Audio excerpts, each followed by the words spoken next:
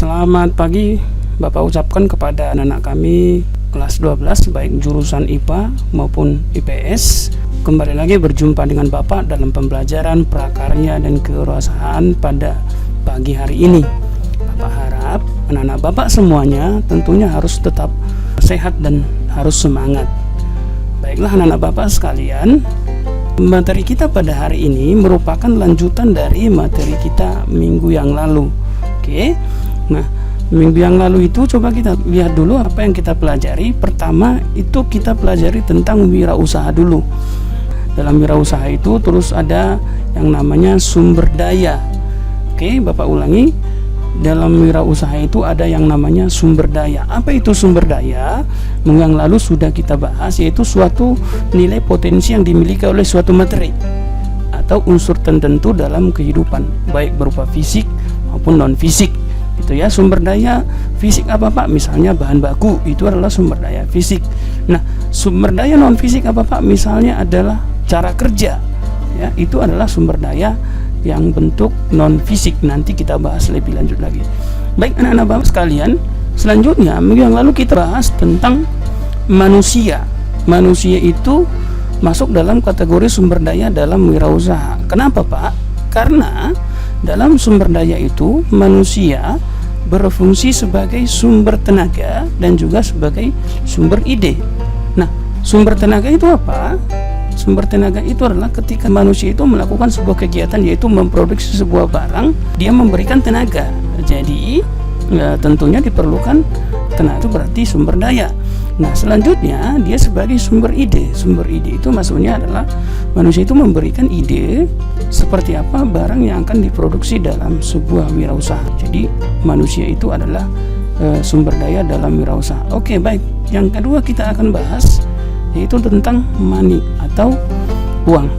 Nah, muncul pertanyaan, Pak, apa itu uang? Secara umum, uang itu adalah suatu benda dengan satuan hitung tertentu. Bapak ulangi, uang itu adalah suatu benda dengan satuan hitung tertentu. Oke, yang kedua, uang itu apa Pak? Uang itu adalah alat tukar dan alat pembayaran. Misalnya, anak-anak Bapak membeli semangkok bakso, ya. Nah, ketika kita membeli semangkok bakso itu, kita akan membayarnya. Nah, itu merupakan alat untuk pembayaran. Nah, selanjutnya kita akan lihat uang ditinjau dari wirausaha. Pak, dalam sebuah wirausaha perlukah uang? Jawabannya tentu saja perlu. Kenapa? Akan kita lihat. Pertama begini, ketika kita menjalankan sebuah wirausaha, kan kita perlu yang namanya untuk membayar gaji karyawan. Kita perlu untuk membeli bahan baku. Kita perlu untuk menyewa tempat. Nah, itu semua kita dapatkan fungsinya dari uang. Jadi uang itu kita gunakan untuk membayar itu. Jadi menurut wirausaha, uang itu apakah perlu? Jawabannya sangat perlu. Uang ditinjau dari wirausaha yang pertama sebagai sumber daya. Loh, kenapa sumber daya Pak? Iya, karena uang itu digunakan untuk membayar. Jadi itu adalah sumber daya. Yang kedua sebagai penghasilan. Nah, maksudnya apa? Sebuah wirausaha itu dijalankan orang tentunya akan menghasilkan sebuah penghasilan. Jadi uang itu dia masuk ke dalam sebuah penghasilan. Oke, itu yang kedua. Yang ketiga sebagai modal. Nah, modal itu digunakan untuk membayar gaji karyawan, membeli bahan baku, membeli peralatan dan sebagainya. Yang terakhir adalah sebagai alat pembayaran atau sebagai alat tukar. Nah, itulah uang ditinjau dari wirausaha. Oke, kita lanjut. Nah, selanjutnya perhatikan contoh kasus seperti ini. Banyak wirausaha yang gagal, Bapak ulangi, banyak wirausaha yang gagal karena salah mengolah yang namanya manajemen uang. Nah, perhatikan contoh kasus berikut ini. Kamu nanti lihat fungsi uang di sana sebagai apa. Nah, pertama begini, Andi membuka sebuah warnet. Pada bulan pertama, setelah dibuka, jumlah pelanggan si Andi itu 200 orang. Oke. Nah, setelah itu pada bulan kedua jumlah pelanggan si Andi itu turun menjadi 150 orang. Selanjutnya pada bulan ketiga, pelanggan si Andi turun menjadi 100 orang. Selanjutnya pada bulan keempat, pelanggan si Andi berkurang menjadi 50 orang. Selanjutnya bulan kelima, pelanggan makin turun menjadi 20 orang. Dan terakhirnya di bulan ke-6, warnetnya si Andi tutup, berubah menjadi laundry Ateng. Muncul pertanyaan, dari kasus di atas apa yang salah? Jawabannya adalah si Andi salah manajemen uang. Kenapa? Karena dia tidak pinter mengolah duit yang didapatkan atau cara manajemen duit, sehingga warnetnya itu tetap berjalan dari bulan ke bulan, dari tahun ke tahun, sehingga memperoleh keuntungan yang besar. Oke, selanjutnya kita lihat fungsi uang ditinjau dari wirausaha. Wirausaha, uang itu fungsinya sebagai modal usaha. Bapak ulangi, menurut wirausaha, uang itu fungsinya sebagai modal usaha. Maksudnya seperti apa? Begini, modal usaha itu digunakan nantinya untuk yang pertama adalah membeli bahan baku.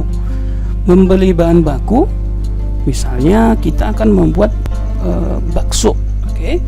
Nah, kita akan membeli tepung untuk kita produksi menjadi bakso tersebut. Nah, itu fungsi yang pertama. Yang kedua, fungsi uang dalam wirausaha yaitu membayar gaji karyawan. Untuk menghasilkan produk yang besar diperlukan sumber tenaga yang banyak. Sumber tenaga itu berasal dari mana? Dari manusia.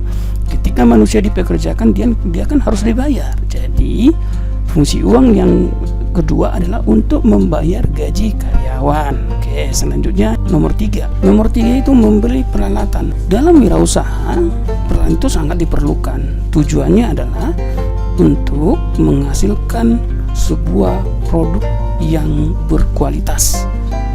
Fungsi peralatan selanjutnya adalah untuk mempercepat proses produksi. Jadi bandingkan membuat sebuah barang dengan menggunakan tenaga manusia dengan menggunakan tenaga mesin, tentunya kualitas barang yang dihasilkan oleh mesin itu lebih bagus. Nah, yang selanjutnya itu memproses atau mempercepat proses produksi. Contoh, ketika misalnya kita memproduksi sebuah barang, kan dibutuhkan yang namanya alat untuk mempercepat proses produksi tadi. Nah, itu. Nah, selanjutnya fungsi uang dalam wirausaha itu sebagai biaya administrasi. Ketika kita menyewa sebuah tempat itu kan dia butuh sewa, uang sewa. Jadi uang itu digunakanlah untuk membayar sewa tadi. Fungsi uang yang terakhir itu biaya lain yang diperlukan. Contoh biaya perjalanan, terus ATK dan lain-lain. Oke, itu fungsi uang menurut wirausaha. Nah, anak-anak Bapak sekalian, setelah kita belajar tadi itu, coba sekarang kita masuk ke tugas kita. Coba perhatikan anak-anak Bapak semuanya modul yang ada sama kamu. Nah, di layar juga ada Bapak tampilkan, yaitu tentang soal nomor 1, tuliskan 2 pendapatmu. Apakah ketersediaan modal atau uang yang banyak akan mempengaruhi berhasilnya sebuah wirausaha? Jawaban kamu ditulis di kolom yang ada di dalam bahan ajar kita. Oke, intinya begini. Menurut pendapat kamu, kalau dia duitnya banyak atau ketersediaan modal yang banyak, apakah menjamin atau mempengaruhi berhasilnya sebuah wirausaha? Itu ya. Nah, itulah dia tentang tugasnya tadi. Terakhir, kesimpulan dari pembelajaran kita hari ini adalah pertama begini, dalam wirausaha itu sangat dibutuhkan yang namanya uang. Yang kedua, uang bukan menjadi kunci sukses dari sebuah wirausaha. Jadi kalau kamu memiliki duit yang banyak, itu bukan jaminan bahwasanya wirausaha kamu akan sukses. Oke.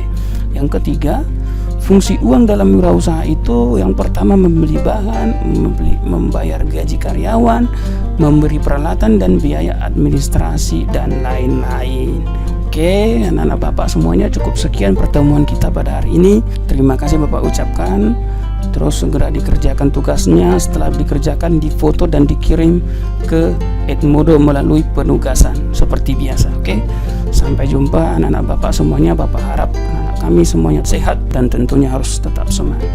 Sampai bertemu lagi di pertemuan selanjutnya. Selamat pagi.